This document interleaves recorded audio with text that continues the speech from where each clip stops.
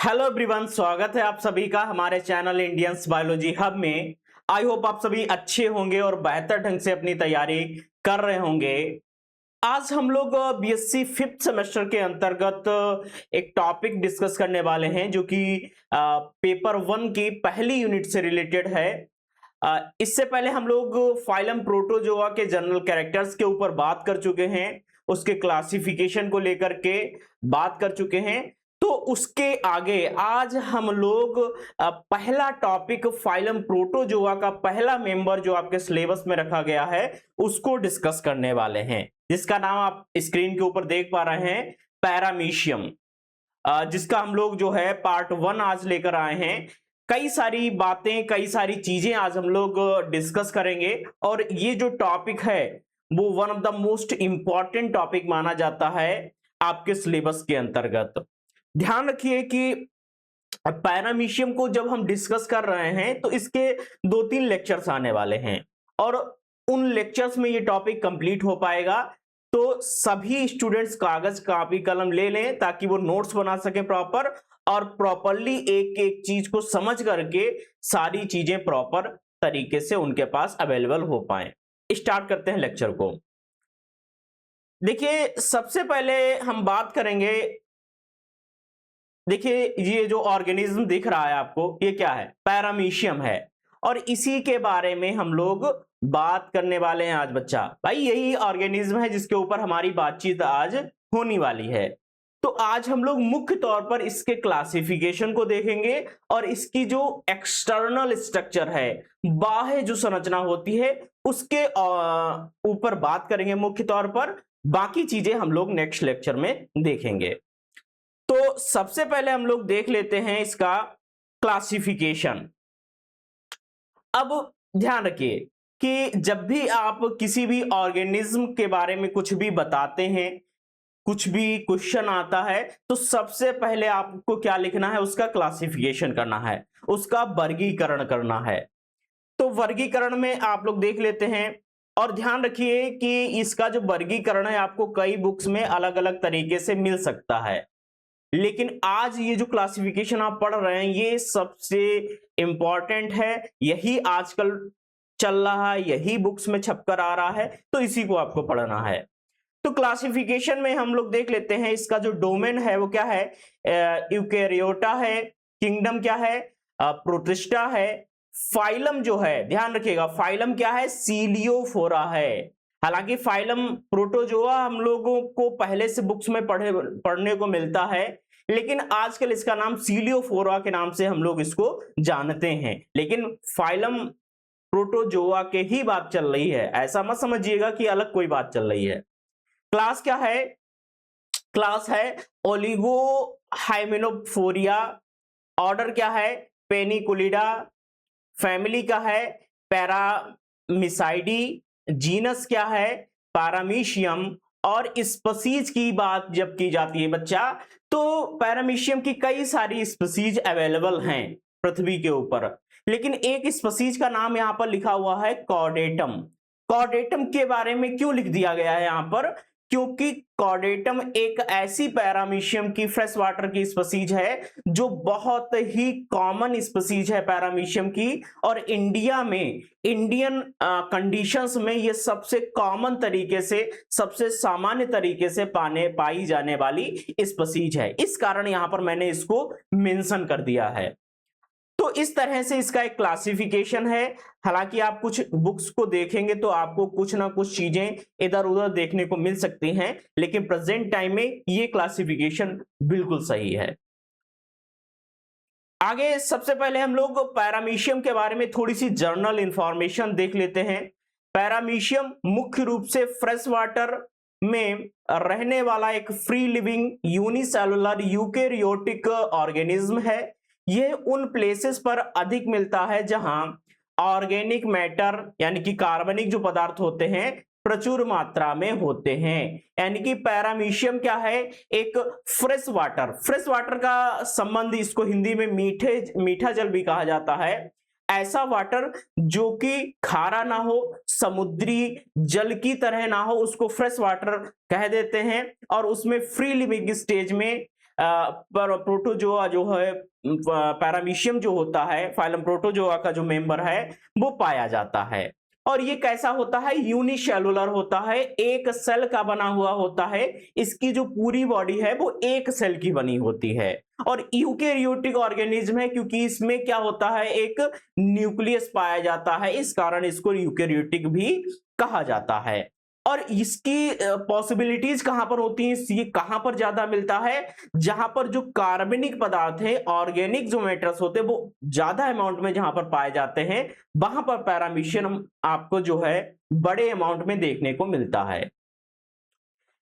यह सामान्यतः ponds, lakes, canals, slow flowing rivers, magazine after the rain, marshes, water rich in decaying vegetation, जलकुंभी एवं जली पौधों के आसपास पाए जाते हैं। अब देखिए कई सारी कंडीशंस बताई गई हैं, जैसे तालाब हैं, झील हैं, नदियां हैं, कुछ दलदली पदार्थ हैं जिनको मार्सी प्लेसेस कहा जाता है, कुछ ऐसी वाटर बॉडीज हैं जो सड़े गले पौधों के मटेरियल्स जहां पर पाए जा रहे हैं, कुछ ऐसी वाटर बॉडीज है जहां पर जो है क्या है, जलकुंभी है या कुछ अन्य जलीय प्लांट्स होते हैं, उनके आसपास में जो पैरामीशियम होता है वो नॉर्मली रूप से देखने को मिलता है।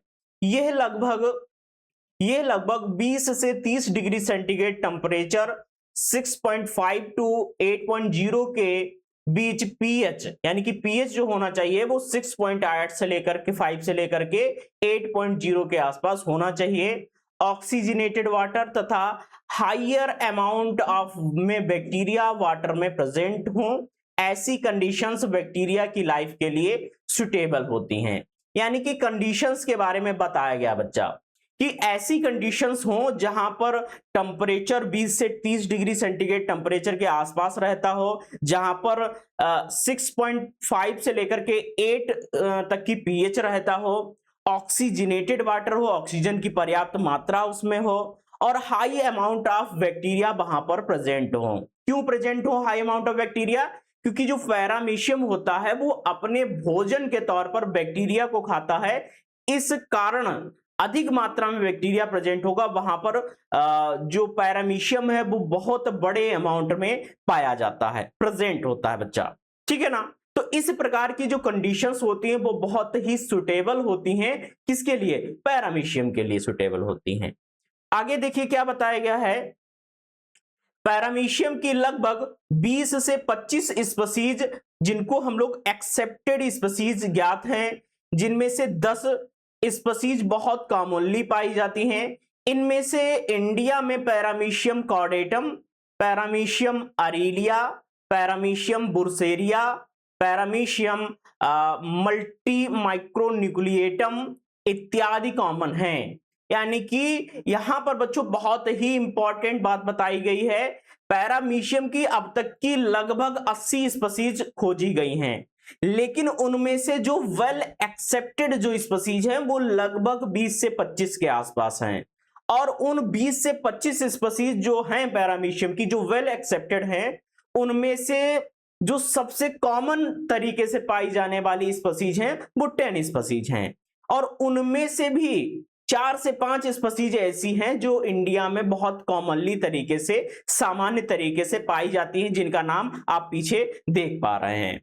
तो आपको ये पता होना चाहिए कि 20 से 25 स्पीसीज पैरामीशियम की कैसी हैं जो एक्सेप्टेड हैं, जिनको माना गया है कि ये पैरामीशियम की स्पीसीज हैं और उनको कैटेगराइज किया गया है। और जो कॉमनली स्पीसीज है वो 10 स्पीसीज हैं, और जो सबसे ज्यादा मात्रा में इंडियन कंडीशंस में पाई जाती हैं, जिसमें कॉर्डेटम का नाम है, बुरसेरिया का नाम है, मल्टी माइक्रोन्यूक्लिएटम का नाम है। तो ऐसी कुछ स्पीसीज हैं जो कि इंडियन कंडीशंस में बहुत ही बड़े अमाउंट में देखने को मिल जाती हैं। तो ये तो बात आपको जेनरिक तौर पर पता ही होनी चाहिए पैरामीशियम के बारे में। और आज का जो टॉपिक है वो है एक्सटर्नल मॉर्फोलॉजी ऑफ पैरामीशियम, कि बाह्य रूप से पैरामीशियम हमको किस तरह से दिखता है, क्या क्या चीजें दिखती हैं, इसकी बात करेंगे। पहली बात हम लोग करेंगे यहां पर शेप एंड साइज की बात करेंगे कि इसका आकृति कैसी है, इसका आकार कैसा है। तो पैरामीशियम का शरीर स्लीपर शेप्ड होता है, यानी कि पैरामीशियम कैसा होता है, चप्पल के समान। चप्पल आपने देखिए, आप लोग पहनते भी होंगे, उसके जैसी संरचना होती है। देखने पर हमको चप्पल जैसी संरचना इसको दिखाई देती है, इस कारण इसको क्या कहा जाता है, स्लीपर शेप्ड कहा जाता है। एंटीरियर एंड थोड़ा राउंडेड यानी कि गोल होता है, तथा पोस्टीरियर एंड कंपैरेटिवली पॉइंटेड यानी कि नुकीला होता है। अगर आप पैरामीशियम के स्ट्रक्चर को अभी हम देखेंगे तो आपको समझ में आएगा कि जो उसका एंटीरियर पार्ट है, अगला जो हिस्सा है वो कैसा है, राउंडेड है, गोल है, और पिछला जो हिस्सा है, पोस्टीरियर जो एंड है, वो एंटीरियर एंड के कंपैरिजन में थोड़ा सा कैसा है, पॉइंटेड है, नुकीला है। ये आप अभी जब उसका डायग्राम देखेंगे तो आपको एक एक बात समझ में आ जाएगी। इसकी लेंथ 120 से 130 माइक्रोन मीटर तथा विड्थ का मतलब होता है चौड़ाई। चौड़ाई इसकी कितनी है, 40 से 70 माइक्रोन मीटर तक होती है। जो विभिन्न स्पीशीज के अनुसार अलग अलग होता है। इसे सामान्यतः कंपाउंड माइक्रोस्कोप से आसानी से देखा जा सकता है। अब बच्चा, जो पैरामीशियम है ये कैसा नेचर होता है, इसका माइक्रोस्कोपिक नेचर होता है। इसको हम लोग कंपाउंड माइक्रोस्कोप से देख पाते हैं। जब हम इसको कंपाउंड माइक्रोस्कोप से देखते हैं तो हमको ये चप्पल की तरह स्लीपर शेप्ड दिखाई देता है। इसकी जो लेंथ होती है वो 120 से 300 माइक्रोन मीटर के आसपास दिखाई देती है, और इसकी चौड़ाई जो है 40 से 70 माइक्रोन मीटर के आसपास दिखाई देती है। और ये जो लेंथ है, ये जो विड्थ है, लंबाई और चौड़ाई जो है, वो पैरामीशियम की अलग अलग स्पीशीज में अलग अलग हो सकती है, फ्लक्चुएट हो सकती है, लेकिन जो इस जो है ना, इसके बीच में ही होगी लगभग। तो अलग अलग स्पीशीज में थोड़ा बहुत फ्लक्चुएशन देखने को मिल सकता है। क्योंकि ये माइक्रोस्कोपिक होता है तो इसको हम लोग कंपाउंड माइक्रोस्कोप से आसानी से देख पाते हैं, एनालाइज कर पाते हैं। आगे देखिए, आगे क्या बताया गया है, इसकी दूसरी स्ट्रक्चर या दूसरी कंपोनेंट के ऊपर बात करेंगे। क्या दूसरा कंपोनेंट है, बॉडी कवरिंग ऑफ पैरामीशियम। जो बॉडी कवर होता है उसके ऊपर बात करेंगे कि पैरामीशियम में बॉडी कवर कैसा होता है। भाई हम लोग भी बॉडी कवर करते हैं कि नहीं करते भैया, हम लोग भी करते हैं भैया। हम ये टी शर्ट पहने हुए हैं, अंदर बनियान पहने हुए हैं, हमारे भी बॉडी कवर है, उसके नीचे हमारी स्किन है, ये भी क्या है, बॉडी कवर है। तो पैरामीशियम में भी क्या होता है, बॉडी कवर होता है। और इसमें कितने बॉडी कवर्स होते हैं, पैरामीशियम का बॉडी 3 स्तरों में 3 लेयर से घिरा होता है बच्चा, 3 लेयर से घिरा होता है। पहली जो लेयर होती है प्लाज्मा मेम्ब्रेन होती है, दूसरी पेलिकल होती है और तीसरी सीलिया होती है। ये 3 जो लेयर्स होती हैं, 3 लेयर्स जो है यहां पर बच्चों, ये क्या करती हैं, ये 3 लेयर्स क्या करती हैं, पैरामीशियम को चारों तरफ से घेरे रहती हैं। तो सबसे पहले हम लोग पैरामीशियम की प्लाज्मा मेम्ब्रेन पहली लेयर की बात करते हैं। ये सबसे अंदर प्रेजेंट थिन लिविंग मेम्ब्रेन होती है जो सबस्टेंसेस के आवागमन को कंट्रोल करती है। यानी कि ये जो प्लाज्मा मेम्ब्रेन होती है वो सबसे आंतरिक मेम्ब्रेन होती है, पतली होती है, लिविंग होती है यानी कि जीवित मेम्ब्रेन होती है। और ये इसका फंक्शन क्या होता है, ये कुछ पदार्थों के आवागमन को यानी कि बाहर जाने को और अंदर आने को क्या करती है, कंट्रोल करती है, नियंत्रित करती है। तो प्लाज्मा मेम्ब्रेन क्या होती है, सबसे आंतरिक लेयर होती है पैरामीशियम की। दूसरी जो लेयर होती है बच्चा वो कौन सी होती है, पेलिकल होती है। और पेलिकल बहुत इंपॉर्टेंट होती है पैरामीशियम में। पैरामीशियम में पेलिकल का बहुत ही इंपॉर्टेंट रोल होता है। क्या होता है, देखिए अभी बात करेंगे। क्या बताया जा रहा है, बताया जा रहा है कि जो पैरामीशियम है, पैरामीशियम की सेल की कंप्लीट सरफेस एक ट्रांसपेरेंट फ्लेक्सिबल वॉल द्वारा घिरी रहती है जिसे पेलिकल कहते हैं। इसकी हेल्प से पैरामीशियम को डेफिनाइट शेप प्रदान होता है। ध्यान रखिए कि पेलिकल कैसी होती है, ये एक ऐसी स्ट्रक्चर होती है जो पैरामीशियम को चारों तरफ से घेरे रहती है और ये ट्रांसपेरेंट होती है, यानी कि इसमें आर पार देखा जा सकता है, फ्लेक्सिबल होती है, लचीली होती है और इसी की प्रेजेंस के कारण, पेलिकल की ही प्रेजेंस के कारण पैरामीशियम क्या होता है, फ्लेक्सिबिलिटी को मेंटेन कर पाता है, यानी कि उसके अंदर लचीलापन का भाव होता है। और इस पेलिकल के कारण ही बच्चा क्या होता है, पैरामीशियम में एक डेफिनाइट, एक निश्चित प्रकार का शेप होता है, आकार होता है। तो पेलिकल उसके शेप को मेंटेन करने का काम करती है और बहुत सारी अन्य भी फंक्शंस इसके होते हैं। अभी धीरे धीरे सारी बातें आपको क्लियर हो जाएंगी।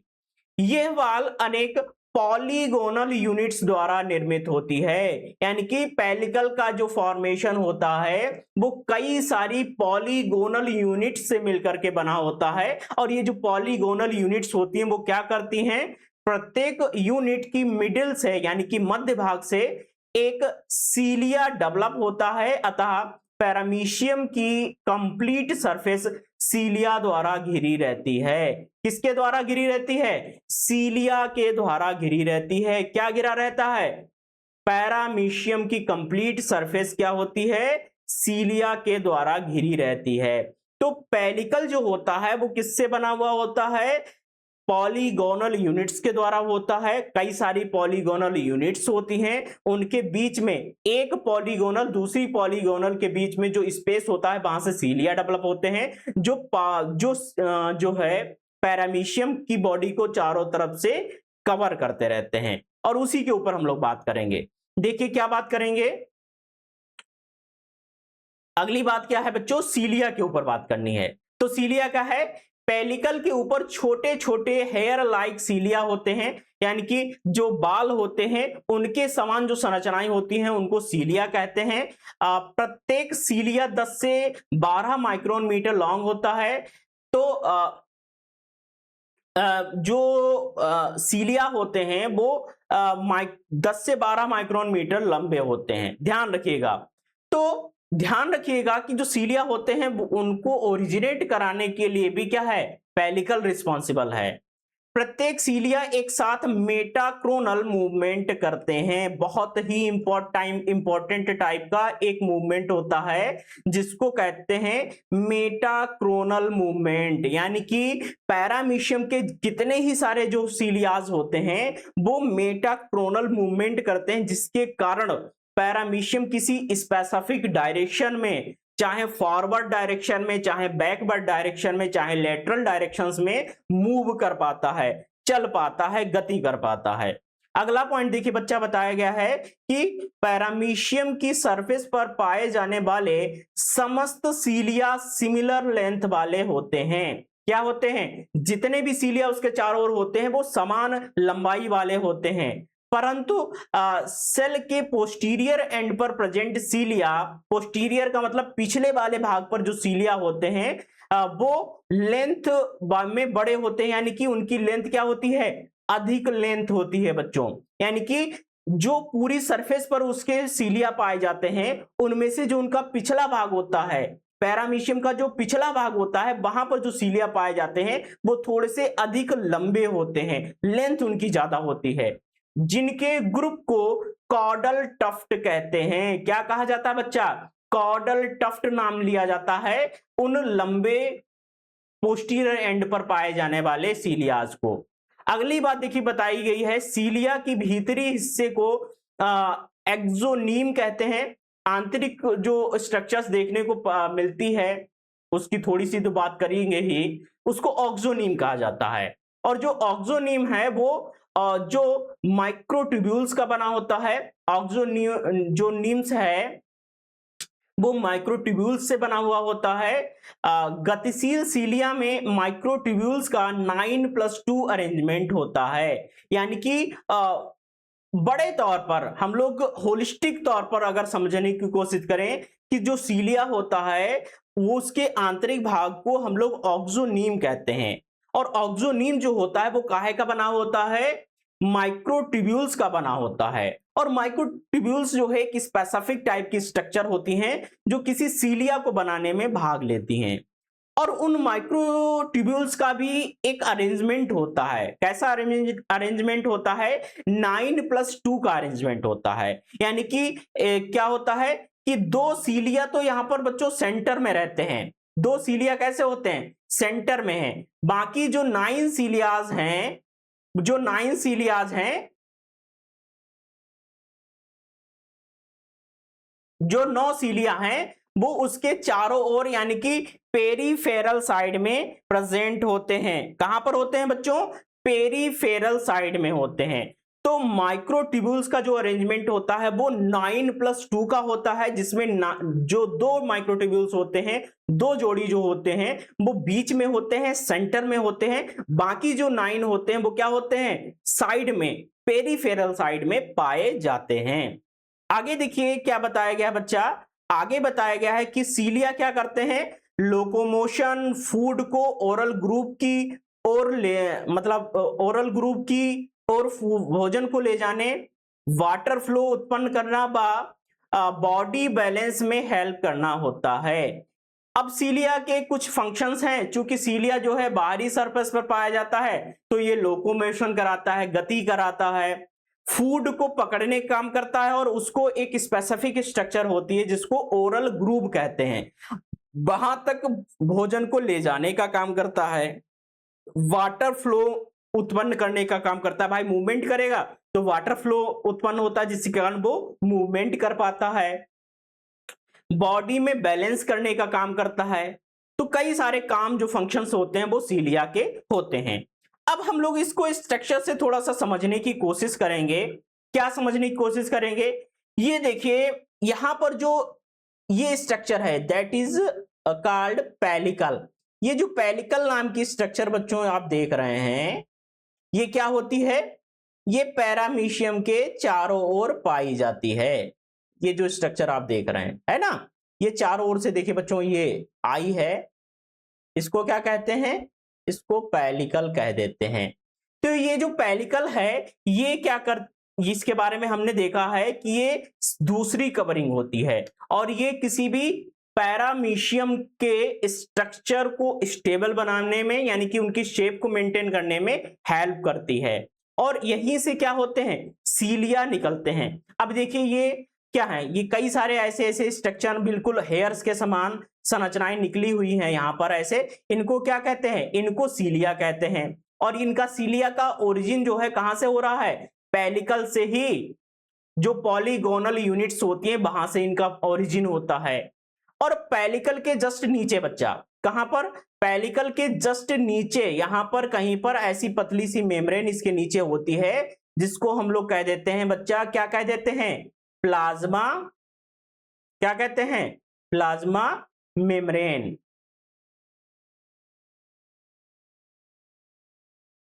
इसको हम लोग कह देते हैं प्लाज्मा मेम्ब्रेन। तो सबसे निचली जो परत होती है वो प्लाज्मा मेम्ब्रेन होती है, उसके ऊपर पेलिकल होती है, और उसके बाद में सीलिया लगे होते हैं, जो कि मूवमेंट कराने में, लोकोमोशन कराने में बहुत बड़ा रोल पैदा करते हैं, रोल निभाते हैं, भोजन को पकड़ने में, और भोजन को पकड़ करके इस वाले रीजन में भोजन को ले जाने का काम भी इनका ही बच्चों होता है। ठीक है ना? आगे बात कर सकते हैं अब हम लोग।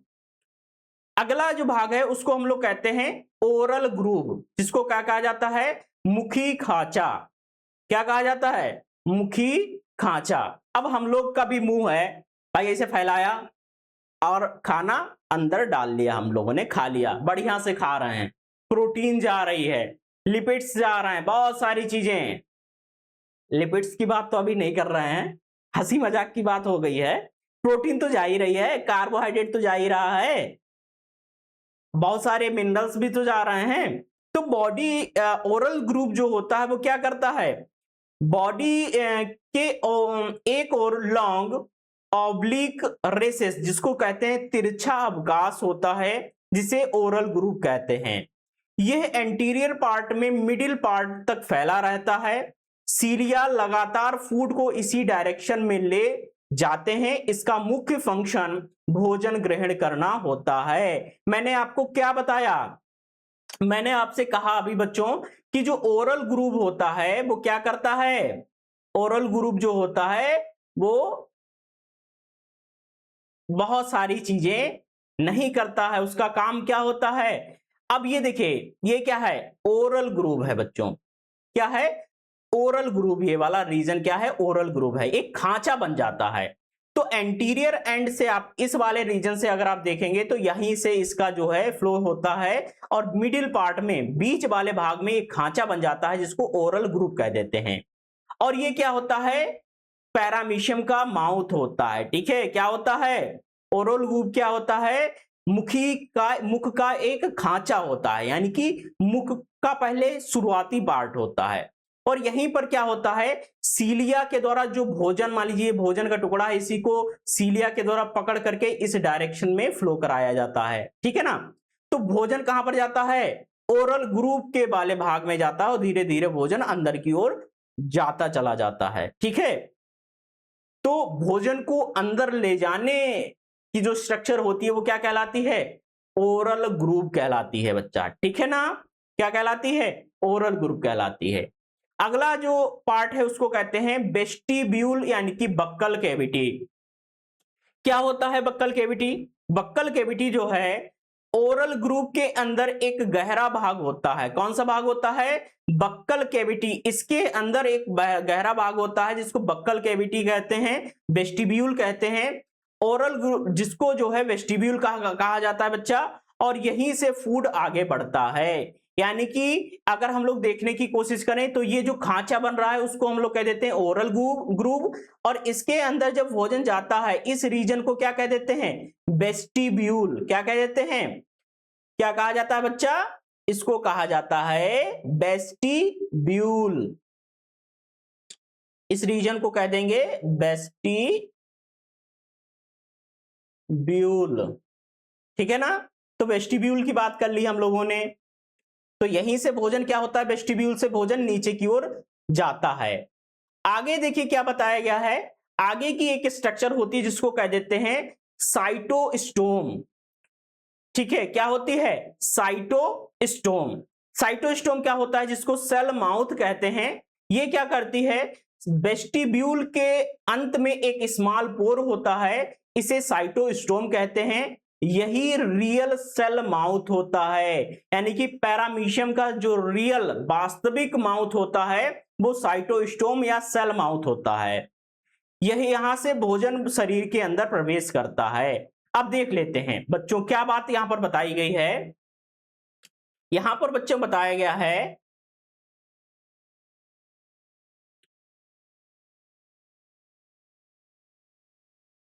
यहां पर क्या बताया गया है कि ये ओरल ग्रूव है, खांचा बना है, इसके अंदर ये रीजन जो है वेस्टिब्यूल वाला है।